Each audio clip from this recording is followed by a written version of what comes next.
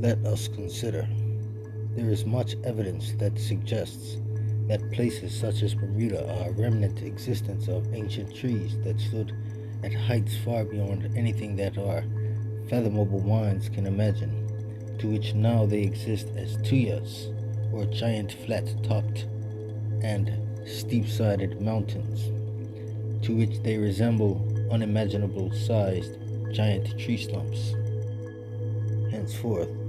we can reference Bermuda or Devil's Isle, which is a 30 million-year-old submerged, said to be sleeping volcano, yet when observed from satellite images upon apps such as Google Maps, one can clearly see the concept of a once above water mountainous grain that leads to the flat limestone cap to which the island sits upon. Science has provided its perspective, but modern science is not for the common mindset, and the very thing that inspires the venture of scientific discovery is the mystery of the unknown, and the majority are not prepared to face the unknown. They prefer comfort, the illusion of control, or rather to be controlled. Point being is that people are unaware and prefer the senseless and mindless numbing distractions of elusive control. They don't want to actually be in control. They prefer others to do the thinking for them, and they simply follow along. And the reward is not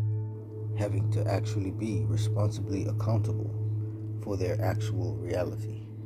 and real needs. Henceforth, scientific research and evidence provided must be given its benefit of the doubt. But the fact is that the race to be at the top of the evolutionary scale has always been the motive of governments worldwide, and we will always be, not second but third, to know about anything they discover. Let us consider the Devil's Tower, which stems from the misinterpretation of a native name to mean Bad God's Tower or Bad God's Tower, to which the name has remained even after proposals have been made for its change out of respect, and said to be near 200 million years old, and also resembles a large giant tree stump, and more so because it is reconcilable and not submerged like Bermuda, and is a present-day Tuya, and also resembles the structure of petrified wood, which is the ancient relic and evidence that has been resting upon the surface of the earth for millions of years, which has crystallized as minerals and elements and create chemical reactions that cause metamorphic change to take place, creating petrified wood, causing the wood to solidify as a fossilized stone-like calcium crystal. Henceforth, there has been extensive proof by many investigating this idea, and much evidence provides an undeniable motive to inquire and accept the fact conclusively. Henceforth, let us consider the largest flat-top mountain located within the United States, which is called the Grand Mesa or Grand Mesa National Forest in western Colorado, which is an enormous tuya that covers over 540 square miles of land and is said to be 10 million years old. There are many tuyas to be found around the world, and some within Iceland of Europe, which are where volcano activity takes place and creates these tuyas that erupt through huge glaciers of ice, to which then lava becomes cooled very quickly, causing these flat caps to develop. Although this is the scientific explanation that we receive from the world governments, anyone with common sense can come to realize the simplicity that is evident for reconcile, which is not every explanation that they provide in truth actually aligns with the common reality among these landscapes, which is evident that they each resemble large tree stumps, and the one thing they don't have in common is the location among them and the time development of existing as ancient volcanoes and having the time to become what they are presently existing as today. Therefore, the same story about their development cannot match completely different realities of their existence. What if the actual truth has been misplaced and the idea of a galactic war taking place millions of years ago, leading to the destruction of these unimaginably enormous trees which provided our only way beyond the firmament's stratosphere, and so forth,